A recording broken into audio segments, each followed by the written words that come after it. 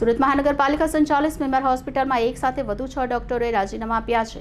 2 દિવસ પહેલા પણ 6 ડોક્ટરોએ રાજીનામું આપ્યું હતું, જેની નોંધ સ્ટેન્ડિંગ કમિટીમાં સ્થાયી સમિતિએ લીધી હતી। આ ડોક્ટરો ખાનગી હોસ્પિટલોમાં વધુ આકર્ષક પગાર અને સુવિધાઓની લાલચે જોડાઈ રહ્યા હોવાનું કહેવામાં આવી રહ્યું છે। આ સમસ્યા નવી નથી। ભૂતકાળમાં પણ અનેક ડોક્ટરોએ સ્મીમેર છોડીને ખાનગી ક્ષેત્ર તરફ પલાયન કર્યું છે। ઓછો પગાર, અપૂરતા સાધન અને કામનો અતિશય બોજ આની પાછળના મુખ્ય કારણ છે। આના પરિણામે દર્દીઓને લાંબો સમય રાહ જોવી પડે છે। સારવારની ગુણવત્તા પણ ઘટી રહી છે। ગરીબ અને મધ્ય વર્ગના લોકો માટે આશાનું કેન્દ્ર ગણાતી સ્મીમેર હોસ્પિટલમાં આવી પરિસ્થિતિ છે। આરોગ્ય સેવાઓની વિશ્વસનીયતા પર પ્રશ્નચિહ્ન ઊભું કરી રહ્યું છે। સ્મીમેરના વિવિધ વિભાગના વધુ 6 ડોક્ટરોના રાજીનામાની દરખાસ્ત શાસક સમક્ષ મૂકવામાં આવી છે।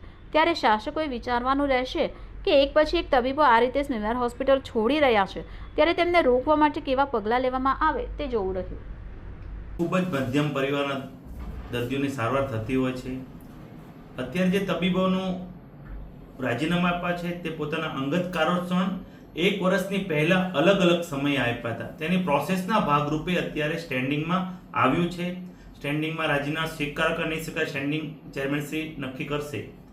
પણ અત્યારે સ્મીમેર હોસ્પિટલમાં કોઈ ડૉક્ટરની અછત નથી, દર્દીઓને તકલીફ પડે એવું કોઈ અત્યારે કારણ નથી। એટલે તમામ ડૉક્ટર અત્યારે ફરજમાં છે અને અત્યારે કોઈ દર્દીઓને પણ કંઈ પ્રોબ્લેમ પડે એવું કોઈ છે નહીં। એટલે તમામ આયોજન સ્મીમેર હોસ્પિટલમાં અમે કર્યું છે। સર, આ તબીબોએ શા માટે રાજીનામા આપ્યા છે?